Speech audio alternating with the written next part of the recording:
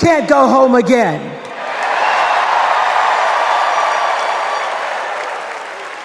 After watching the Obamas last night, that was some epic fire, wasn't it? Some epic fire. We're now so fired up, we can't wait to leave here and do something.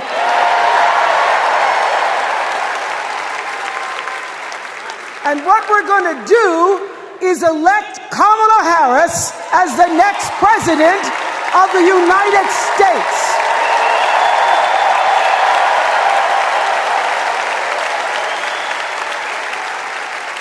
I am so honored to have been asked to speak on tonight's theme about what matters most to me, to you, and all of us Americans: freedom. There are people who want you to see our country as a nation of us against them, people who want to scare you, who want to rule you, people who'd have you believe that books are dangerous and assault rifles are safe, that there's a right way to worship and a wrong way to love, people who seek first to divide and then to conquer. But here's the thing. When we stand together, it is impossible to conquer us.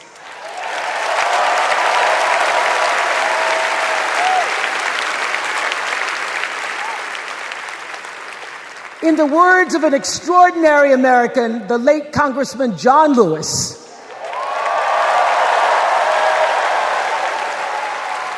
he said, no matter what ship our ancestors arrived on, we are all in the same boat now. Congressman Lewis knew very well how far this country has come because he was one of the brilliant Americans who helped to get us where we are. But he also knew that the work is not done. The work will never be done because freedom isn't free. America is an ongoing project. It requires commitment. It requires being open to the hard work and the heart work of democracy. And every now and then, it requires standing up to life's bullies.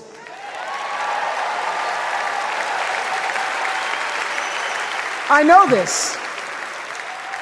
I've lived in Mississippi, in Tennessee, in Wisconsin, Maryland, Indiana, Florida, Hawaii, Colorado, California, and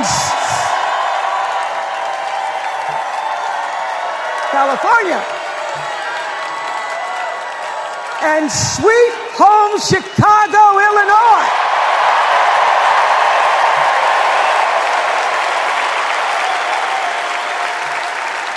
I have actually traveled this country from the redwood forest, love those redwoods, to the Gulf Stream waters.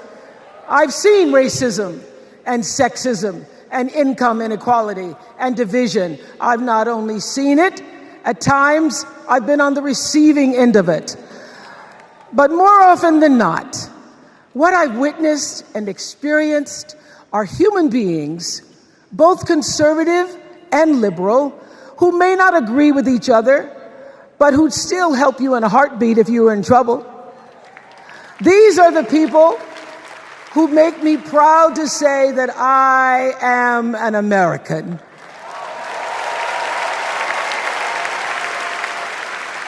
They are the best of America. And despite what some would have you think, we are not so different from our neighbors. When a house is on fire, we don't ask about the homeowner's race or religion. We don't wonder who their partner is or how they voted. No, we just try to do the best we can to save them. And if the place happens to belong to a childless cat lady,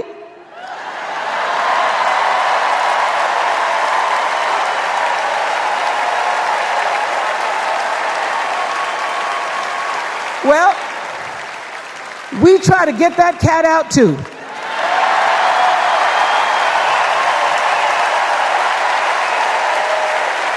because we are a country of people who work hard for the money.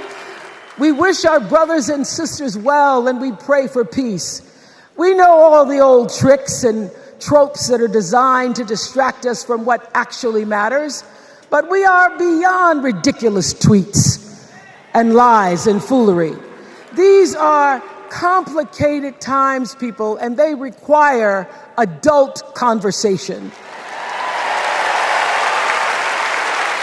And I welcome those conversations because civilized debate is vital to democracy, and it is the best of America.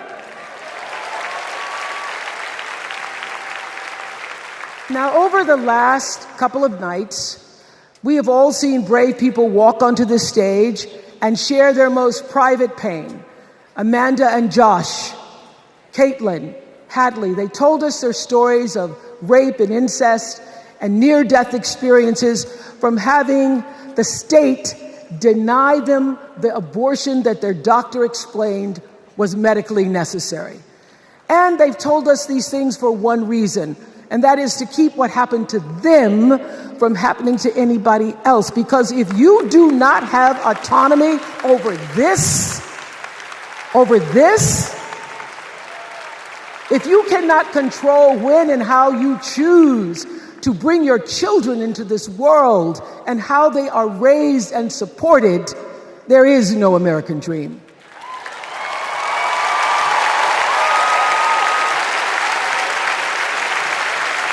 The women and men who are battling to keep us from going back to a time of desperation and shame and stone cold fear, they are the new freedom fighters. And make no mistake, they are the best of America.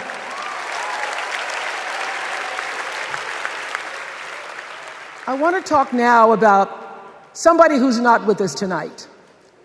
Tessie Prevost Williams was born in New Orleans not long after the Supreme Court ruled that segregated public schools were unconstitutional. That was in 1954, same year I was born.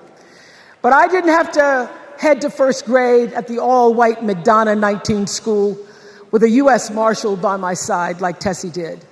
And when I got to school, the building wasn't empty like it was for Tessie. You see, rather than allowing McDonough to be integrated, parents pulled their kids out of the school, leaving only Tessie and two other little black girls, Gail Etienne and Leona Tate, to sit in a classroom with the windows papered over to block snipers from attacking their 6-year-old bodies. Tessie passed away 6 weeks ago.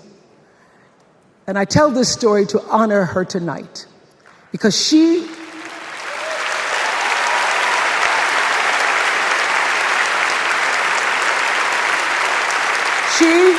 like Ruby Bridges and her friends, Leona and Gail, the New Orleans Four, they were called. They broke barriers and they paid dearly for it. But it was the grace and guts and courage of women like Tessie Prevost Williams that paved the way for another young girl who 9 years later became part of the second class to integrate the public schools in Berkeley, California. And it seems to me that at school and at home, somebody did a beautiful job of showing this young girl how to challenge the people at the top and empower the people at the bottom. They showed her how to look at the world and see not just what is, but what can be. They instilled in her a passion for justice and freedom and the glorious fighting spirit necessary to pursue that passion. And soon, and very soon,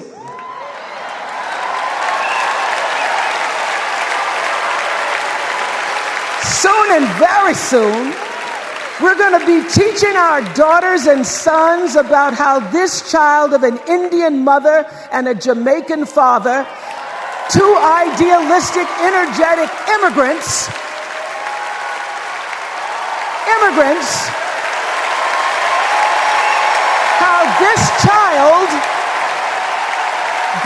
to become the 47th President of the United States. That is the best of America.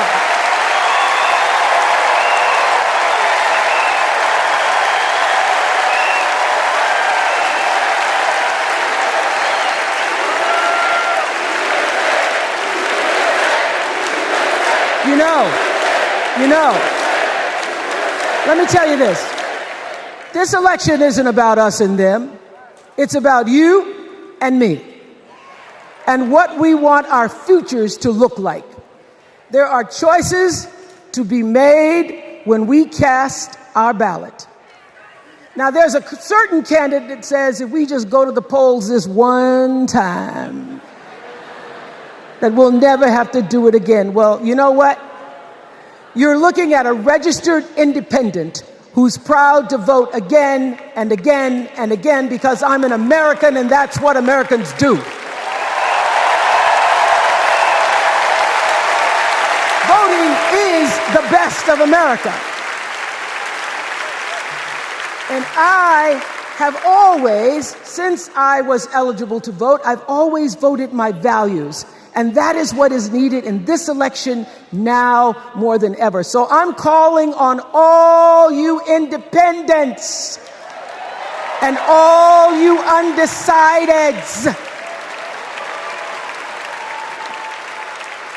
You know this is true.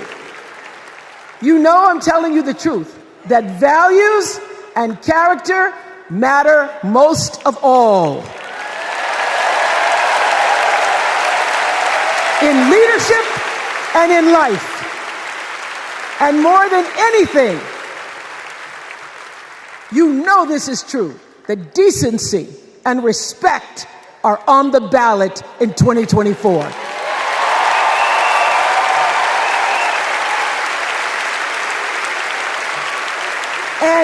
And just plain common sense.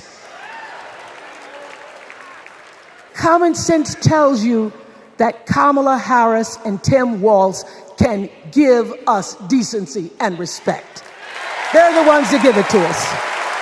So, we are Americans. We are Americans. Let us choose loyalty to the Constitution over loyalty to any individual. Because that's the best of America. And let us choose optimism over cynicism, because that's the best of America. And let us choose inclusion over retribution. Let us choose common sense over nonsense.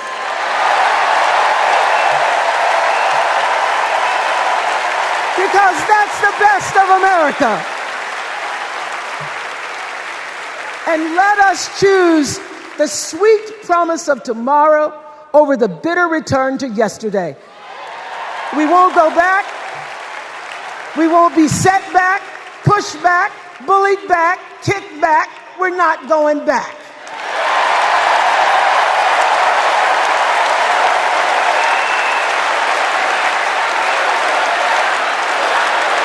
Not going back.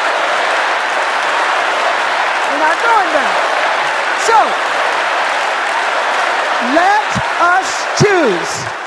Let us choose truth. Let us choose honor. And let us choose joy.